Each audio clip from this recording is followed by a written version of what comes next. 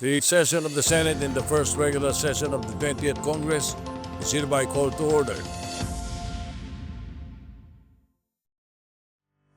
From education and healthcare reforms to anti-corruption measures, fiscal priorities, and honoring public service, senators tackled issues that cut across governance, transparency, and citizen welfare. This has been your Senate News Wrap-Up for this week. The Senate has begun plenary debates on the 6.793 trillion peso national budget, promising accountability, transparency, and real improvements in the lives of Filipinos. The education sector gets the biggest share of the budget at 1.383 trillion pesos, covering the Department of Education, state universities and colleges, the Commission on Higher Education and Technical Education and Skills Development Authority. The Department of Health gets 376.5 billion pesos to implement universal healthcare and zero balance billing, while the Department of Social Welfare and Development is allotted 230 billion pesos for social programs. Major allocations include 189.3 billion pesos for the Department of Transportation, 184 billion pesos for the Department of Agriculture, 385.97 billion pesos for Defense, and 31.48 billion for the Department of Science and Technology.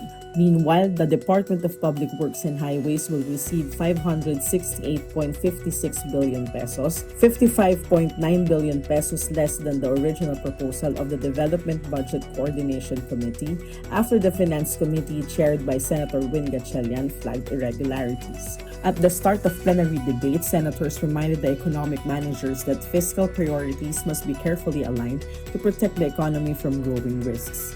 Senator Erwin Tulfo, chairperson of the Committee on Finance, also acknowledged the need to restore the trust of the people through leadership, accountability, and transparency. Lawmakers also unanimously adopted Concurrent Resolution No. 3, reestablishing the Philippine Congress Bangsamoro Parliament Forum to strengthen cooperation with the BARMM government ahead of its first parliamentary elections.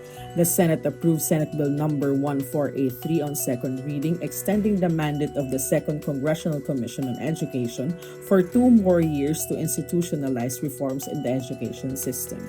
Meanwhile, key legislation in education and culture has reached the plenary. Senator Loren Legarda introduced the proposed Schools of Living Traditions Act, amending the National Cultural Heritage Act to strengthen preservation of indigenous practices. Senator Bam Aquino sponsored Senate Bill No. 1482, or the Classroom Building Acceleration Program Act, to encourage local governments and private partners to help construct classrooms in public schools.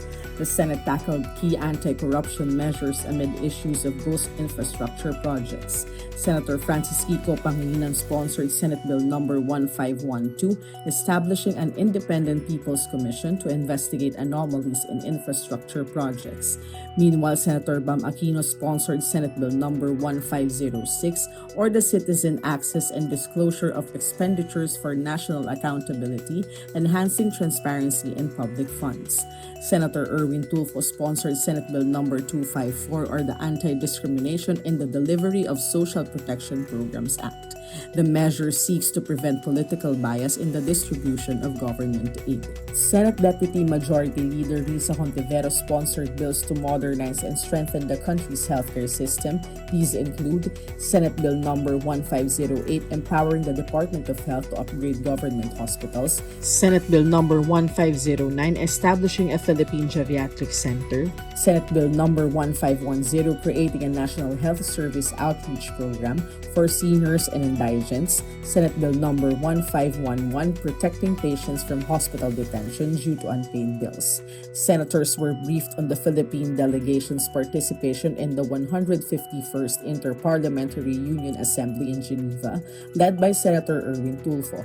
Discussions with counterparts from Japan, Cambodia, and Myanmar focused on employment, human trafficking, and scam hubs. In plenary, senators emphasized the importance of environmental protection, citing the Sierra Madre Mountain Range as a natural barrier against typhoons, including Super Typhoon Juan. The Senate Blue Ribbon Committee resumed its investigation into corruption in flood control projects. Testimonies detailed alleged kickback schemes within the Department of Public Works and Highways, while contractor Pacifico Curlee Discaya was granted furlough to submit documents on transactions with public officials. The Committee on Ways and Means, chaired by Senator Pia Cayetano, met with revenue agencies to address tax reforms and curb leakages. Lawmakers raised concerns over illicit trade in tobacco products and low conviction rates that undermine anti-smuggling efforts.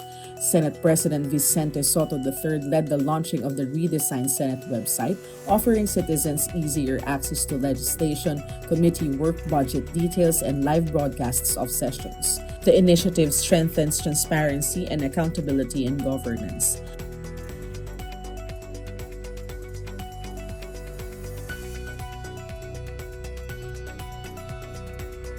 The chamber mourned the passing of former Senate President Juan Ponce Enrile, flying the flag at half-mast and suspending deliberations in his honor.